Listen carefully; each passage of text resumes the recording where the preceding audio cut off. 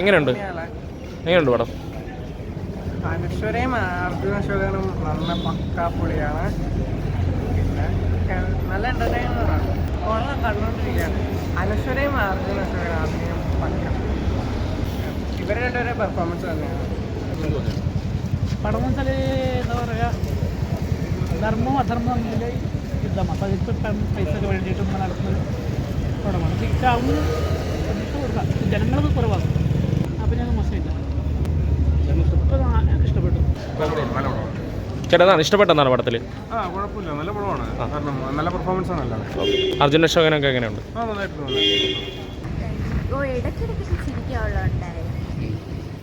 പടത്തിൽ എടുത്തു പറയത്തൊക്കെ എന്തെങ്കിലും തോന്നിയത്? അവർ അഭിനയമൊക്കെ മൂവി തന്നെയാണ്. ലാഗടുപ്പിച്ചില്ല. പടം വന്നിട്ട് നമ്മൾ പ്രതീക്ഷിച്ചതിൽ നിന്നും വ്യത്യസ്തമായിട്ട് അനശ്വര രാജൻ്റെ ഒരു വെടിക്കെട്ട് പെർഫോമൻസ് ആയിരുന്നു. ഒരു അവസ്ഥ ഭയങ്കര ത്രില്ലിങ് മൂവിയായിരുന്നു. ഒരു സ്ഥലവും ലാഗിങ് എന്ന് പറഞ്ഞ സാധനമില്ല. ഫാമിലിക്ക് വന്ന് കണ്ട് സന്തോഷിക്കാൻ പറ്റിയ അടിപൊളി മൂവി. നമ്മൾ ഒരു സിനിമ കാണുമ്പോഴും അത്രയും ടൈം ഇൻവെസ്റ്റ് ചെയ്യുക. ടൈമാണ് ഇന്നത്തെ കാലത്ത് ഏറ്റവും വില. അപ്പം നമ്മുടെ ആ ടൈമിനൊരു സ്പെൻഡ് ചെയ്തതിനുള്ളൊരു സാറ്റിസ്ഫാക്ഷൻ അത് കണ്ടിറങ്ങി എല്ലാവരുടെ മുഖത്തും ഉണ്ടായിരുന്നു.